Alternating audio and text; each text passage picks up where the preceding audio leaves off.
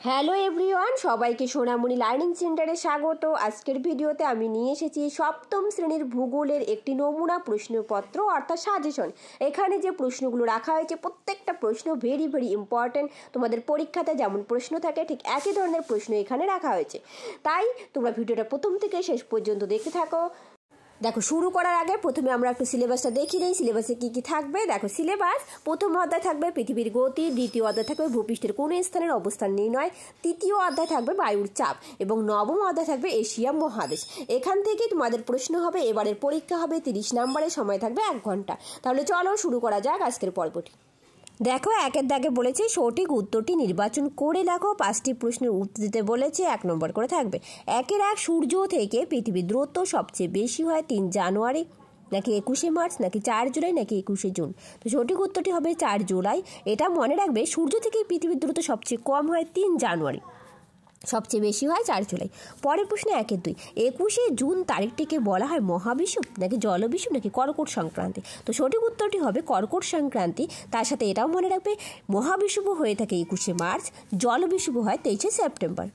পরের প্রশ্নে 1-3, সৌর বছর ধরা হয় 364 দিনকে নাকি 365 দিনকে নাকি 366 দিনকে। তো সঠিক উত্তরটি হবে 365 দিন, এবং এর সাথে মনে রাখবে 366 দিন কিন্তু অধিবর্ষ দিন।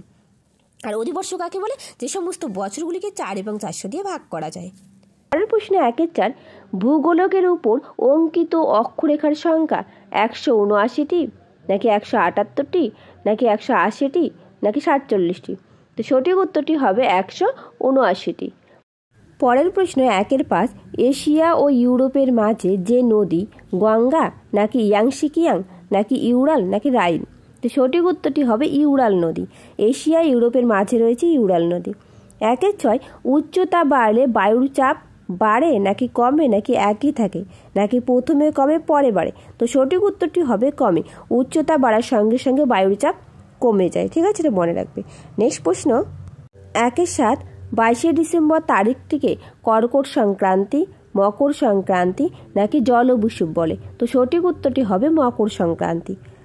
পরের প্রশ্ন 1-8, এশিয়ার যে জলবায়ু অঞ্চলে শীতকালে বৃষ্টিপাত হয় সেটি হলো মৌসুমী জলবায়ু অঞ্চল নাকি তুন্দ্রা জলবায়ু অঞ্চল নাকি ভূমধ্যসাগরীয় জলবায়ু অঞ্চল। তো সঠিক উত্তরটি হবে ভূমধ্যসাগরীয় জলবায়ু অঞ্চল। ভূমধ্যসাগরীয় জলবায়ু অঞ্চলে শীতকালে বৃষ্টিপাত হয়। ঠিক আছে, চলো পরের প্রশ্ন। এরপর দেখো 2-এর দাগ, শূন্যস্থান পূরণ করো যে কোনো 4টি। 2-1, হুনান প্রদেশকে ড্যাশ গোলা বলা হয়। উত্তর, চীনের ধানের গোলা বলা হয়। পরের প্রশ্ন 2-2, তিব্বত মালভূমির উত্তর পূর্ব দিকে ড্যাশ অবস্থিত। তো উত্তর হবে তিব্বত মালভূমির উত্তর পূর্ব দিকে মঙ্গোলিয়া মালভূমি অবস্থিত। পরের প্রশ্ন 2-3, অক্ষরেখাগুলির মধ্যে বৃহত্তম হলো ড্যাশ। তো অক্ষরেখাগুলির মধ্যে বৃহত্তম হলো নিরক্ষরেখা। পরের প্রশ্ন 2-4, বিশ্বের বৃহত্তম খনিজ তেল উত্তোলক কেন্দ্র হলো ড্যাশ।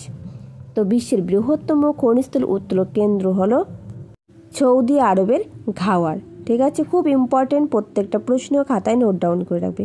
পরের প্রশ্ন 2-5, অক্ষরেখার মান মেরুর দিকে ক্রমশ ড্যাশ যায়। তো উত্তর হবে অক্ষরেখার মান মেরুর দিকে ক্রমশ বেড়ে যায়। পরের প্রশ্ন 2-6, এশিয়ার পন্টিক ও টরাস পর্বতের মাঝে রয়েছে ড্যাশ মালভূমি। উত্তর হবে আনাতোলিয়া মালভূমি। এশিয়ার পন্টিক ও টরাস পর্বতের মাঝে রয়েছে আনাতোলিয়া মালভূমি। চলো নেক্সট প্রশ্ন। এরপর দেখো 3-এর দাগ, এক কথায় উত্তর দাও যে কোনো 7টি। 3-1, 21শে জুন থেকে 22শে ডিসেম্বর পর্যন্ত সূর্যের দক্ষিণমুখী আপাত গতিকে কি বলা হয়?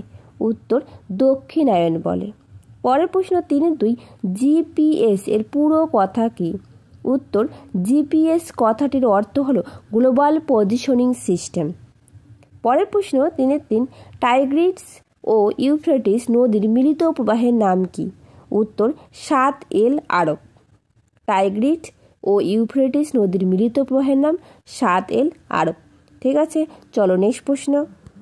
পরের প্রশ্ন 3-4, নিরক্ষরেখা যদি 0 ডিগ্রি হয় তবে মূলমধ্যরেখা কত ডিগ্রি? তো উত্তর হবে মূলমধ্যরেখা 0 ডিগ্রি। নেক্সট প্রশ্ন 3-5, গ্রিনিচের সঙ্গে ভারতের প্রমাণ সময়ের পার্থক্য কত? উত্তর, 5 ঘন্টা 30 মিনিট। গ্রিনিচের সঙ্গে ভারতের প্রমাণ সময়ের পার্থক্য তাহলে কত? 5 ঘন্টা 30 মিনিট। পরের প্রশ্ন 3-6, পৃথিবীর অক্ষ কাকে বলে? উত্তর, যে কাল্পনিক রেখা পৃথিবীর কেন্দ্রকে ছেদ করে উত্তর দক্ষিণে প্রবাহিত হয়েছে তাকে পৃথিবীর অক্ষ বলে। এই প্রশ্নটা খুব ইম্পর্টেন্ট, পরীক্ষা আসার খুব সম্ভাবনা রয়েছে। চলো পরের প্রশ্ন। এরপর দেখো 3-7, কোন কোন দিন উত্তর ও দক্ষিণ গোলার্ধে দিন রাত্রি সমান হয়? উত্তর, 21শে মার্চ বা মহাবিষুব, 23শে সেপ্টেম্বর বা জলবিষুব। এই 2 দিন উত্তর ও দক্ষিণ গোলার্ধে দিন রাত্রি সমান হয়। 3-8, পরের প্রশ্ন 3-8, এশিয়ার বৃহত্তম হ্রদ কোনটি? উত্তর, কাস্পিয়ান সাগর। পরের প্রশ্ন 3-9, এখানে প্রিন্টিং মিস্টেক আছে, ঠিক আছে, 3-9 হবে। কোন শহরের উপর দিয়ে মূলমধ্য রেখা গিয়েছে বলে কল্পনা করা হয়েছে? উত্তর, লন্ডনের গ্রিনিচ শহরের উপর দিয়ে মূলমধ্য রেখা গেছে। চলো পরের প্রশ্ন। এরপর দেখো 2-10, বায়ুর চাপ মাপার যন্ত্রটির নাম কি? উত্তর, ব্যারোমিটার। নেক্সট প্রশ্ন 2-11, পৃথিবীর ছাদ কাকে বলা হয়? উত্তর, পামির মালভূমিকে পৃথিবীর ছাদ বলা হয়। ঠিক আছে, প্রত্যেকটা প্রশ্ন খুব ইম্পর্টেন্ট। আর যদি তোমাদের ভিডিওটা ভালো লেগে থাকে তাহলে একটা লাইক, শেয়ার অ্যান্ড কমেন্ট করবে এবং সাবস্ক্রাইব করে পাশে থাকবে। চলো পরের প্রশ্ন। এরপর দেখো 4-এর দাগ, যে কোনো 2টি প্রশ্নের উত্তর দাও, 2 নম্বর করে থাকবে। 4-1, মধ্যরাত্রি সূর্যের দেশ কাকে বলে? খুব ইম্পর্টেন্ট প্রশ্নটা। উত্তর, উত্তর গোলার্ধের মার্চ থেকে জুলাই এই সময়ে Canada, Alaska, Denmark, Norway, Sweden, আইসল্যান্ডের অনেক জায়গা থেকে স্থানীয় সময় অনুযায়ী গভীর রাতে দিগন্ত রেখায় সূর্যকে দেখা যায়, তাই এই অঞ্চলকে মধ্যরাত্রি সূর্যের দেশ বলে। ইউরোপের নরওয়ের উত্তরে হ্যামারফেস্ট বন্দরে মে মাস থেকে জুলাই মাস পর্যন্ত সূর্যকে রাতের বেলায় স্পষ্ট দেখা যায়। চলো নেক্সট প্রশ্ন। পরের প্রশ্ন 4-2, এশিয়া মহাদেশের উত্তর বাহিনী নদীগুলির 2টি বৈশিষ্ট্য উল্লেখ করো। উত্তর, 1 নম্বর দেখো দেওয়া আছে, এই নদীগুলির মোহনা উচ্চ অক্ষাংশের হিমমণ্ডলে অবস্থিত, তাই বছরের 8 থেকে 9 মাস বরফে ঢাকা থাকে। শরৎ ও বসন্তকালে পার্বত্য অঞ্চলে বেশি বৃষ্টি হলে ওই জল নদীর মোহনার বরফে বাঁধা। তারপর 2 নম্বর, নদীগুলি যাতায়াতের অনুপযোগী। নেক্সট, নদী উপত্যকা জনবিরল হয়। 2টো বৈশিষ্ট্য লিখতে বলেছে, আমি 3টা বৈশিষ্ট্য বলে দিলাম। হ্যাঁ, তোমাদের 2টো লিখতে বললে 2টোই লিখবে। পরের প্রশ্ন 4-3, মূলমধ্য রেখা বলতে কি বোঝো? উত্তর, পৃথিবীর উত্তর মেরু থেকে দক্ষিণ মেরু পর্যন্ত উত্তর দক্ষিণে কল্পিত 0 ডিগ্রি রেখাকে মূলমধ্য রেখা বলে। পরের প্রশ্ন 4-4, বিজ্ঞানীরা আন্টার্কটিকা মহাদেশ অভিযানে ডিসেম্বর মাসে কেন যান?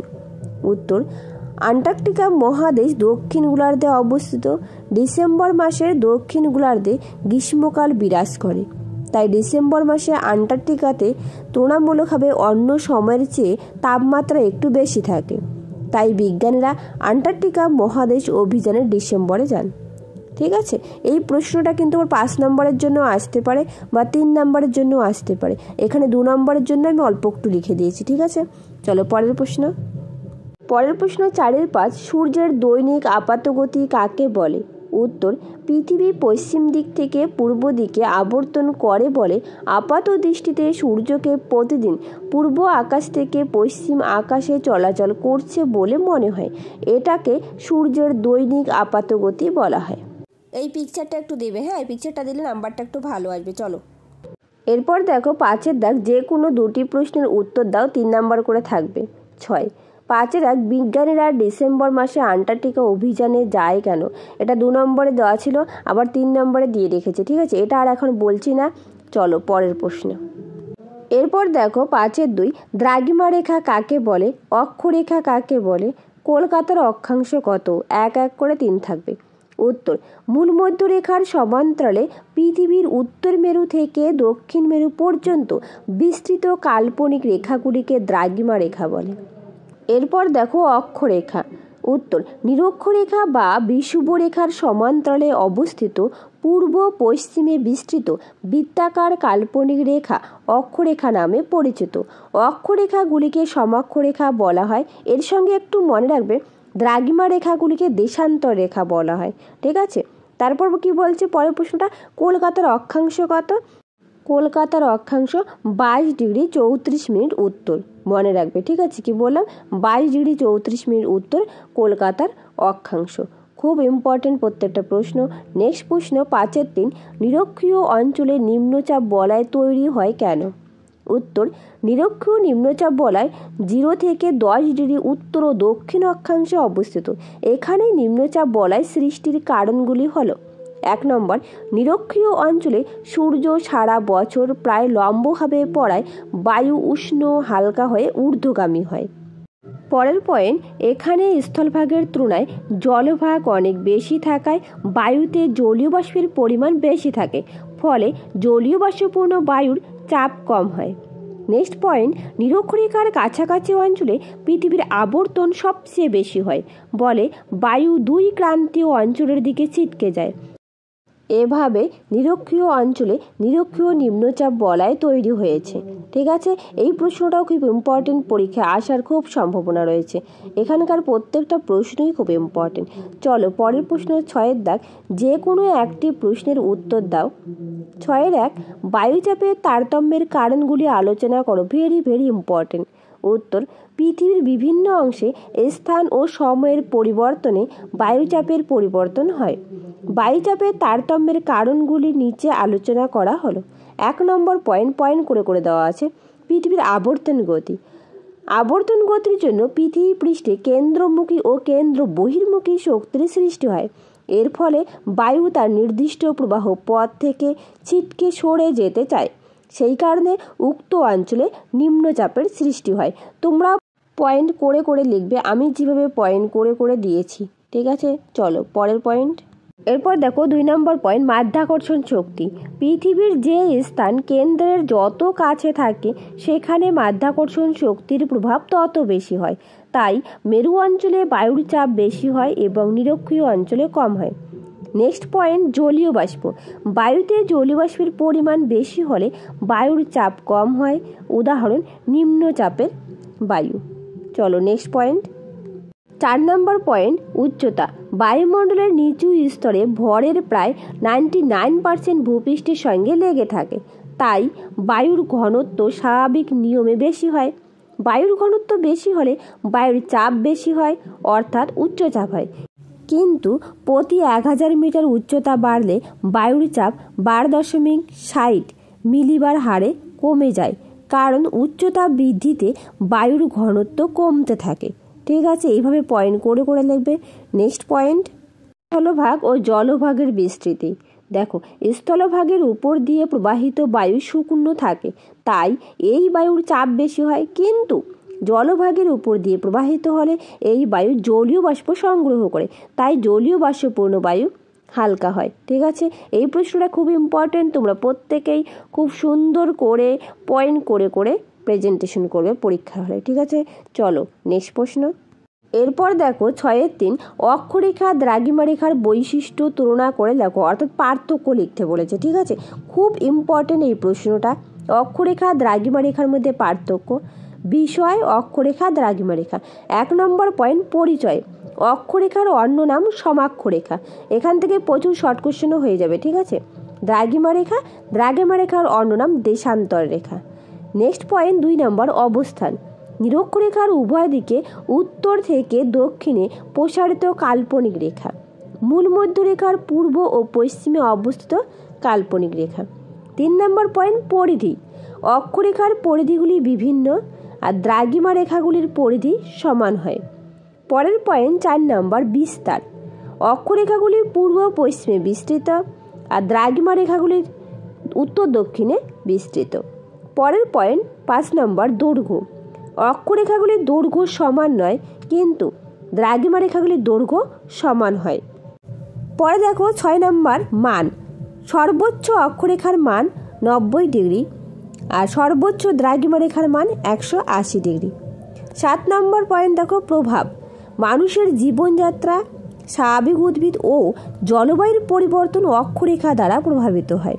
আর দ্রাঘিমা রেখার ক্ষেত্রে মানুষের জীবনযাত্রা, জলবায়ু ও স্বাভাবিক উদ্ভিদের বন্টনে দ্রাঘিমা রেখার প্রভাব না থাকলেও সময়ের পরিবর্তনে দ্রাঘিমা রেখার প্রভাব থাকে। তারপরের পয়েন্ট 8 নম্বর, ব্যবহারিক প্রয়োগ।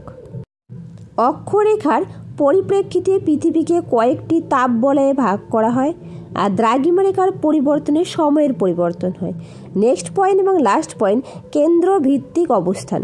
নিরক্ষরেখা বাদে পৃথিবীর বাকি অক্ষরেখাগুলির কেন্দ্র পৃথিবীর মেরুরেখার উপর অবস্থান করে, আর দ্রাঘিমারেখার ক্ষেত্রে সমস্ত দ্রাঘিমারেখার কেন্দ্র পৃথিবীর কেন্দ্রের উপর অবস্থিত। ঠিক আছে, এই ছিল আজকে সাজেশন, সপ্তম শ্রেণীর ভূগোলের সাজেশন। ভেরি ইম্পর্টেন্ট প্রত্যেকটা প্রশ্ন। তার সাথে বলে রাখি, তোমরা যারা নতুন প্লিজ চ্যানেলটা সাবস্ক্রাইব করে পাশে থাকবে, পাশে থাকার বেল আইকনটি ক্লিক করে রাখবে। আর যদি তোমাদের ভিডিওটা ভালো লেগে থাকে তাহলে একটা লাইক, শেয়ার অ্যান্ড কমেন্ট করবে। চলো দেখা হবে নতুন আরেকটা ভিডিওতে। Thank you everyone.